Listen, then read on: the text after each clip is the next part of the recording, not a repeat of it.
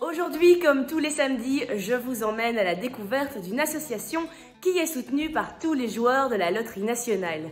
Malheureusement, vu le confinement, je ne peux pas me rendre sur place. Parmi les associations soutenues, il y a la résidence OPA. Cette structure accueille des personnes polyhandicapées en tenant compte de leurs besoins et en attachant beaucoup d'importance à la dimension sensorielle.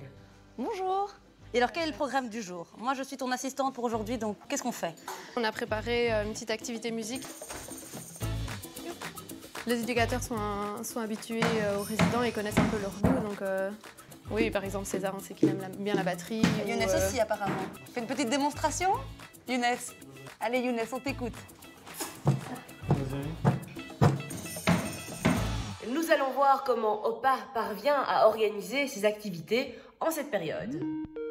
Bonjour Catherine. Bonjour. Comment vas-tu? Ben ça va, on essaye de... Donc on est confinés ici, donc on n'a pas de télétravail pour nous.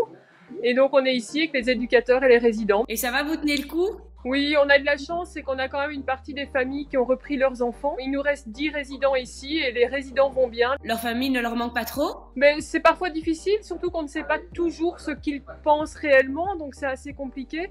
Mais alors on a mis en place des rendez-vous Skype où on se parle beaucoup, des visites, on a des petits mots de la part des familles aussi dans la boîte aux lettres, des cartes postales, des échanges.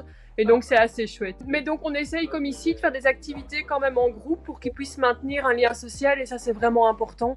Et donc qu'ils puissent vraiment rester en contact les uns avec les autres. Aujourd'hui ils font l'activité psychomotricité, donc c'est avec des éducateurs et des kinés.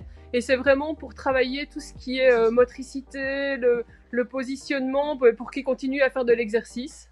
On en profite pour aussi connaître plus les résidents, de manière à travailler des nouvelles choses auxquelles on n'avait pas pensé avant en fait.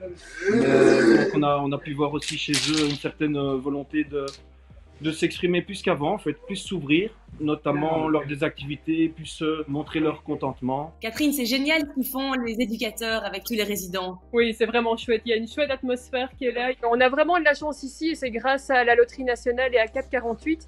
C'est qu'on peut avoir un bâtiment magnifique, on peut avoir du matériel et ça permet vraiment de pouvoir maintenir toutes ces activités. On arrive vraiment à faire pas mal de choses qu'on n'a pas le temps de faire d'habitude, donc vraiment du temps individuel, du temps de qualité, de prendre, enfin, on a chaque fois un éducateur qui est référent d'un résident et on arrive vraiment à avoir le temps, ce qu'on n'a pas souvent d'habitude. Ça va être vraiment le grand défi, c'est de garder tout le positif du confinement quand on va réintégrer les résidents qui sont en famille, mais il y a vraiment un très très chouette travail qui se fait ici. Je vais vous laisser continuer à travailler. En tout cas, merci beaucoup pour tout ce que vous faites et bravo de voir le côté positif du confinement. Je crois que du positif, on en a beaucoup besoin pendant cette période. Tout à fait, merci à vous. Merci beaucoup, à bientôt. Au revoir. Au revoir tout le monde. Au revoir.